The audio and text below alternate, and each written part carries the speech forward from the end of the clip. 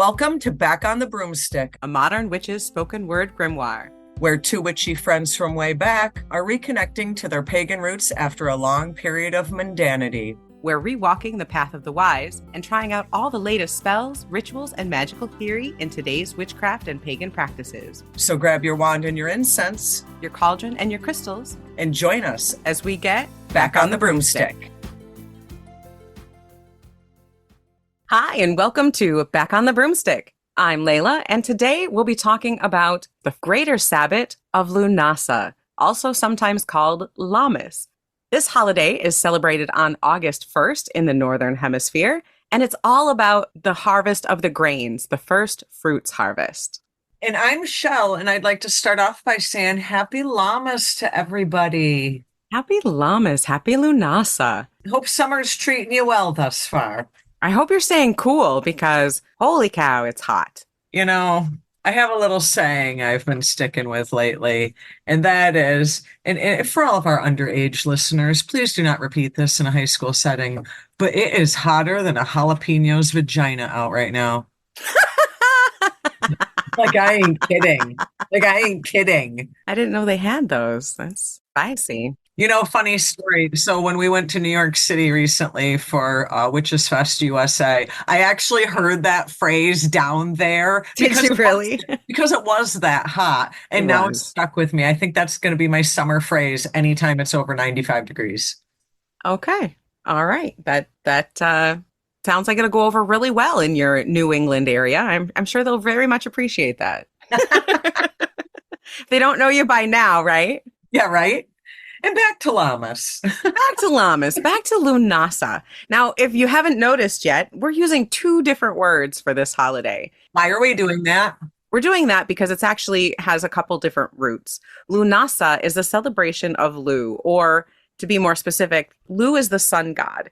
And Lughnasadh is his celebration of his foster mother, Taltu, who cleared the lands in Ireland to help create agriculture, I guess. So she cleared all the land for planting to create agriculture, but she died from exhaustion because it was a big job. So Lugh created this, right? So Lugh created this festival to honor his foster mother. We honor grains and the sun and Lugh himself. But it's also called Lammas, which is more, I think, a Christianized holiday, but it means loaf mass. It's the first bread. It's the first loaf of the season that you get from these harvested grains. Well, and as you're aware, there are essentially three harvest festivals, this being the first. So this is kind of that time of year where those seeds that you planted very early are starting to come to fruition, or those ideas that maybe you had poking around in your brain back in maybe November, December, January are coming to fruition now.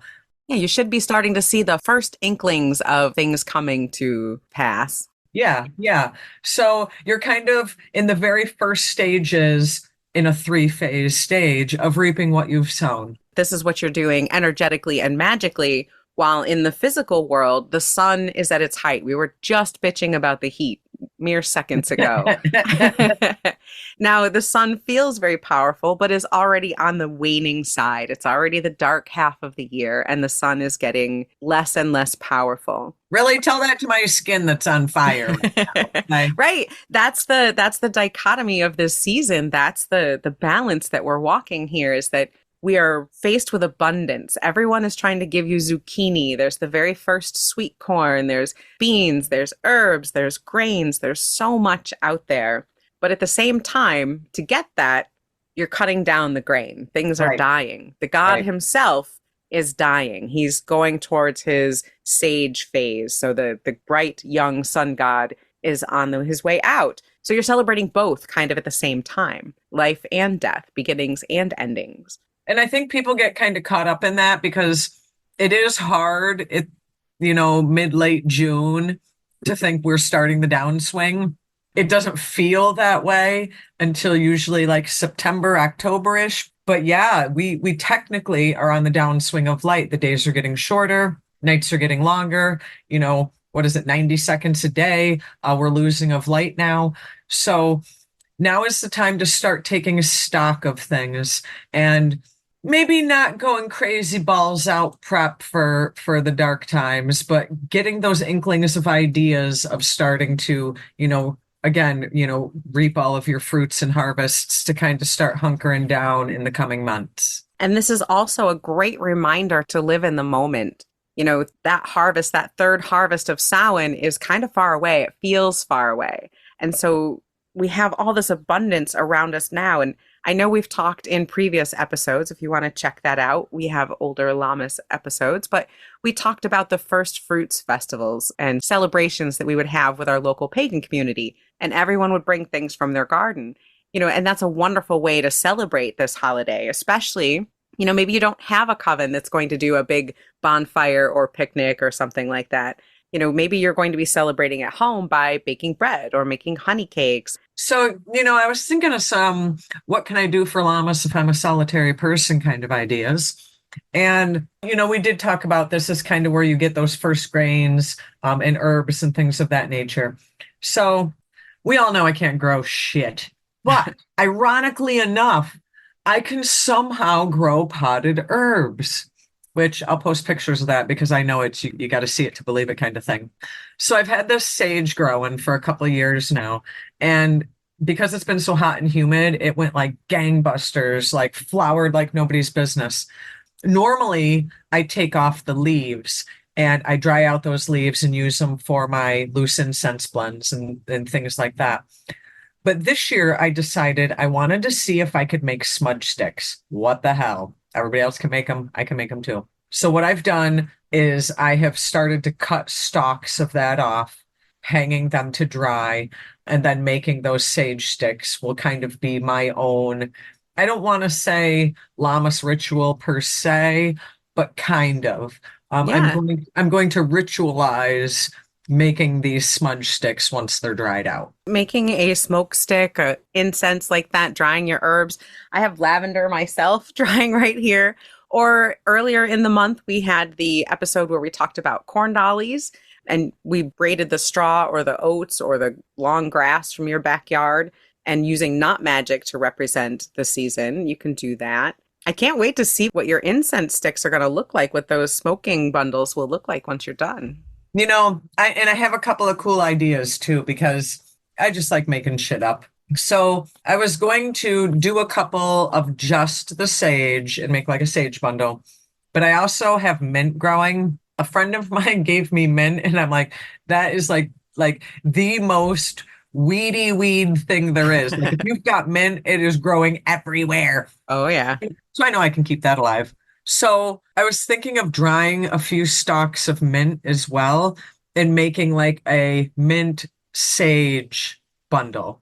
I love that. That's Why a not? great, yeah, that's fantastic. I've seen those and some people do them very pretty. Have you ever seen the incense bundles, the herb bundles where they're very pretty? They look more decorative than useful, but it'll be like a bundle of something, sweetgrass or sage or whatever. And then on top of it, it'll have whole flowers Right. Like or roses sticks. or yeah. Yeah, or like a stick of some type of aromatic wood or something. Has anyone burned those? Like, are you supposed to take them apart first and then just burn the incense bundle? Or do you burn the whole thing, flower and all? I'm not sure how those work. If anyone Okay. out there has used one of these before, let me know. Are you supposed to take them apart? I Or do you, actually have. I got one of those here in Salem one time, and okay. it almost looked like the outer layer. Remember that time I got that pre-roll that was with rose petal paper? Yeah. Okay, this looked like a herb bundle that was wrapped in like rose petals and then tied.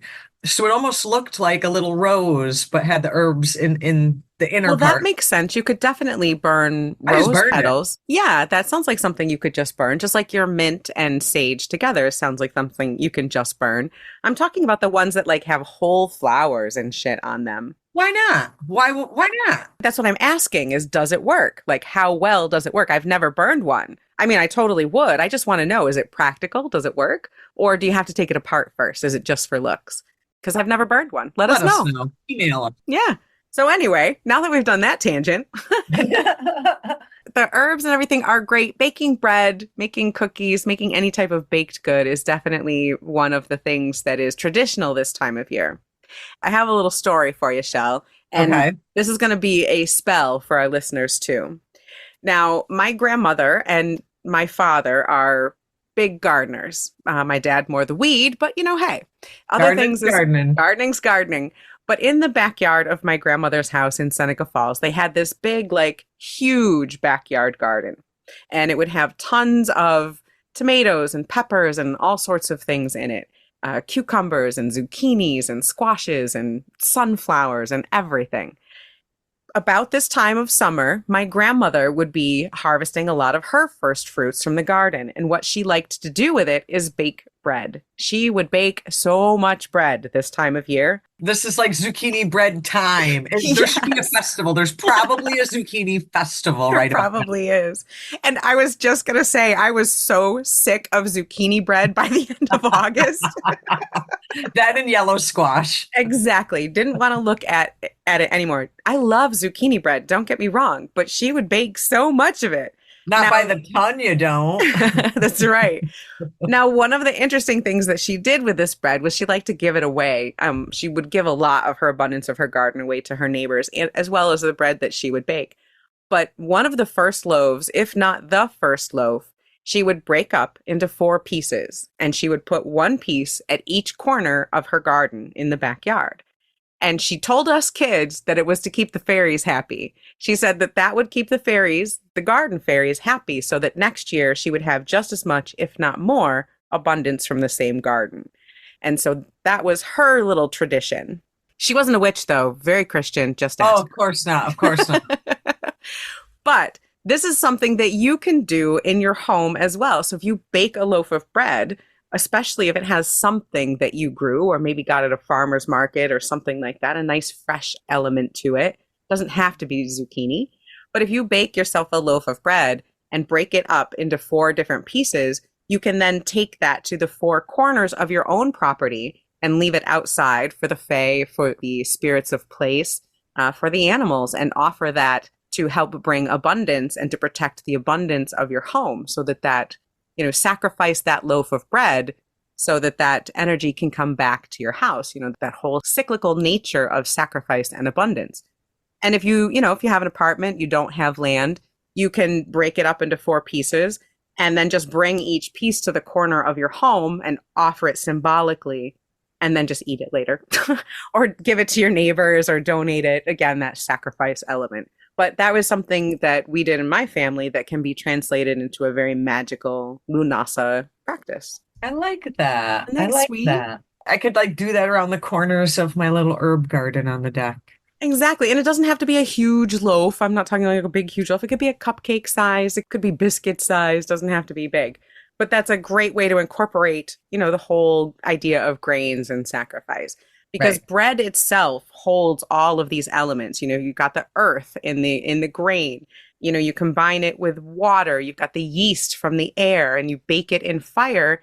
Now you've got this magical creation that holds all the elements of life and has turned into something greater than its parts. So that's magic in itself. Easy peasy. Nice. Or, one time, this was back in my more adventurous younger days, I would, this time of year, make bread from scratch. Like, remember when bread makers were like all the hot rage? I do. Yeah, I would make bread and it was weirdly okay. I'm not a great cooker, but it was weirdly okay. There's really easy bread recipes now where it basically involves like tossing flour and water and yeast together and then just mixing it up and slapping it into a bread pan and sticking it in the Oh, oven. good. Yeah, all that rustic bread, it can be really easy. But even if you don't want to bake, you can celebrate this season by celebrating abundance, by going out into the sun.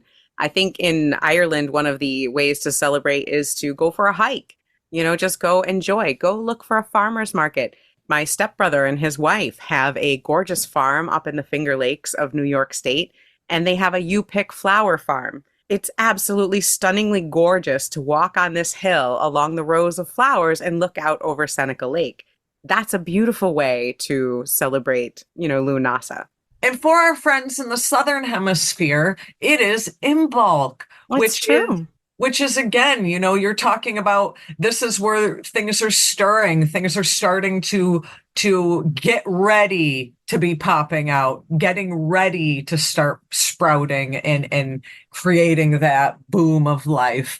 So for all of our Southern Hemisphere friends, we also want to say happy Imbolc to you too. Don't want to forget that. Especially, because that's Imbolc is my birthday. So, But this damn isn't. it. I So can't yeah. take August 1st as my birthday, too. You Oh, it's know, my half birthday. That counts, right? okay, Winnie the Pooh, it's your half birthday. I can go with that. I can go I'll with take that. it. So, Lughnasadh is a celebration of Lugh, the sun god. He is part of the Tuatha De Danann, which is the Fae race in Scottish and Irish lore. He's associated with all sorts of crafts. He's the god of art and forging and anything that you can think of involving creation or crafting, he is the god of. He's also associated with taking oaths and with law. Which kind of makes sense with the whole corn dolly thing and the bread making and the incense making. Those are all making type things. Oh, yeah, absolutely. Crafting bread. This is, if you lived in Ireland, you could get away with being a witch under the radar because a lot of these celebrations are secular. They celebrate the harvest and everything. It doesn't have anything to do with being a witch or with religion. It's kind of just like us celebrating the first day of spring or something, I guess, just as a day, not necessarily as a pagan thing. Right. So if you wanted to do that here and get away with being in the broom closet still, you can decorate with sunflowers, you can decorate with wheat. Now, here in America, we usually associate signs of harvest with Samhain, the third harvest, more in October. But you can start decorating with some of that now. Maybe put some sheaves of wheat as a decoration up, or lots of flowers. You can bake your bread into different shapes to represent the sun or to represent abundance. What I always have thought is a really cool decoration for this time, and it's not a decoration, but kind of per se, kind of circling back to drying out the sage, drying out any kind of herbs or flowers for later use, whatever that may be, and have those bundles just hanging around your kitchen or hanging around your space.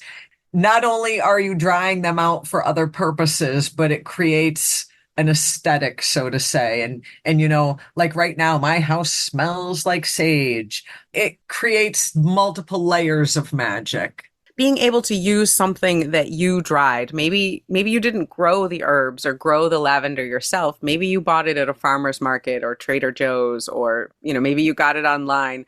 But if you can have that in your home and try to dry it yourself or prepare it yourself, package it, put it away for later, that's also a way to celebrate this season. You are taking this abundance, you are processing it, you're working with it, and then you're storing it away so that you can use it again later. And you can do that actually with physical things, or you can start to do that in your journal and start to talk about things in your life that you need to work through and process and then put away to come back to later. 'Tis the season to buy a shit ton of mason jars and a couple new journals. There you go. It's always the season to buy a couple new journals.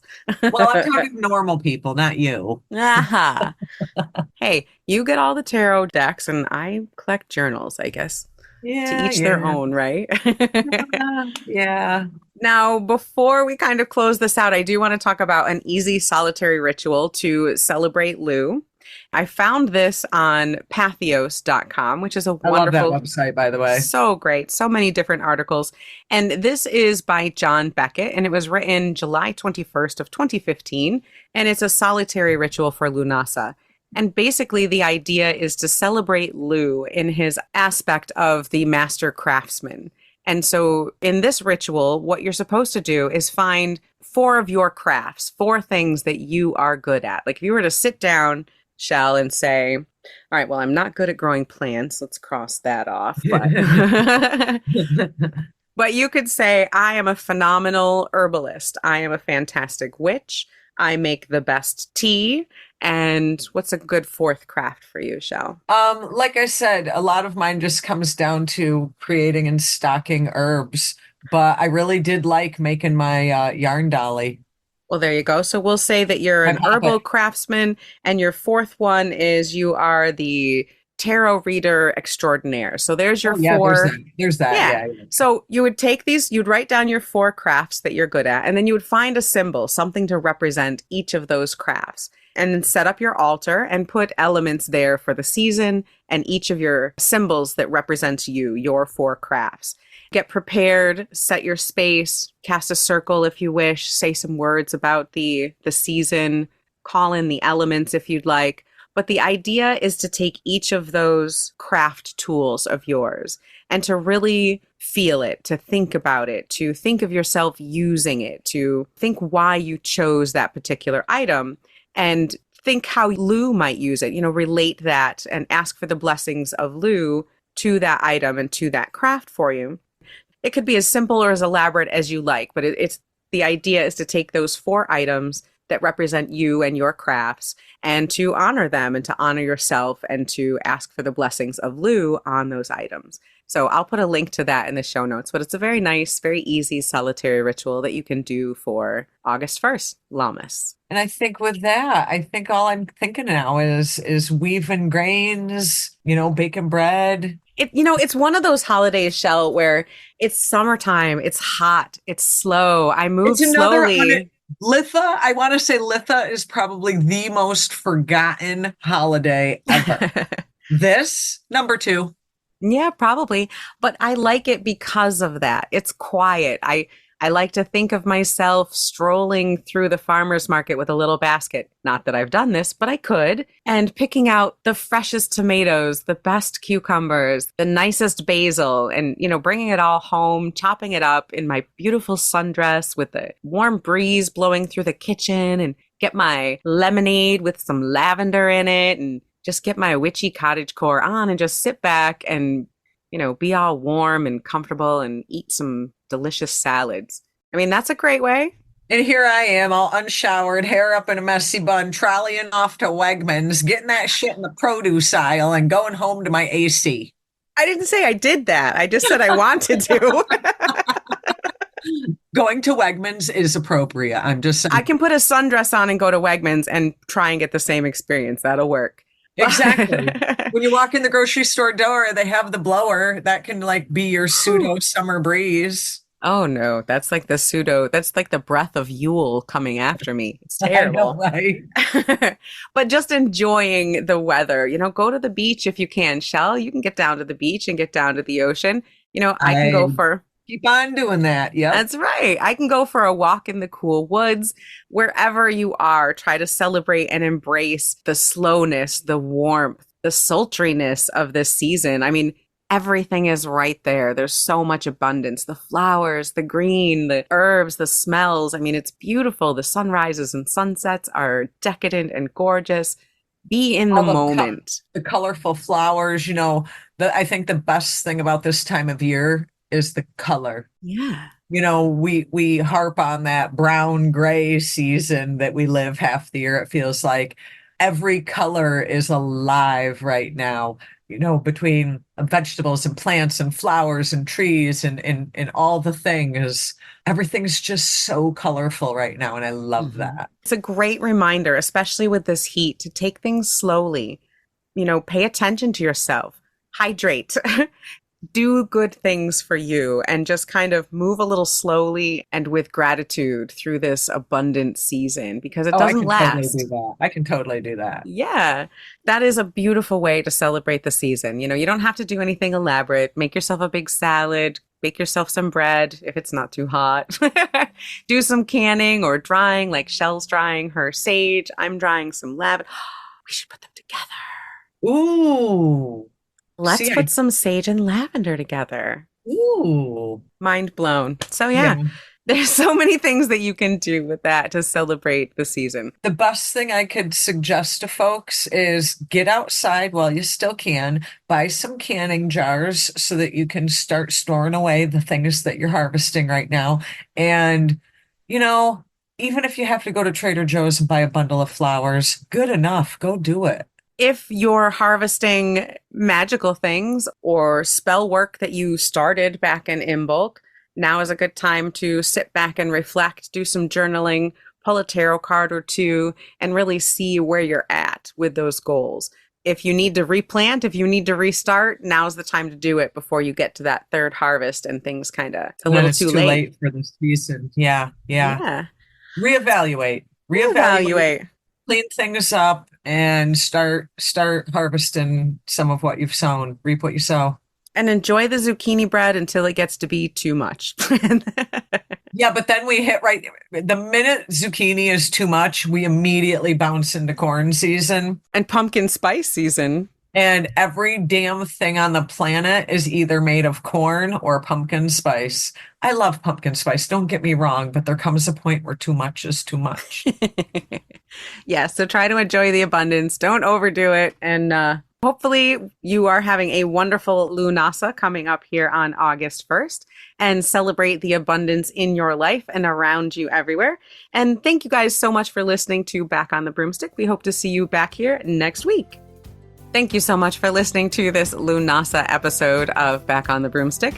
Please like, subscribe, leave us a review, send us a text message through the link in the show notes, or send us an email at backonthebroomstick@gmail.com. You can also check out our Instagram, our website, and our YouTube page, all Back on the Broomstick.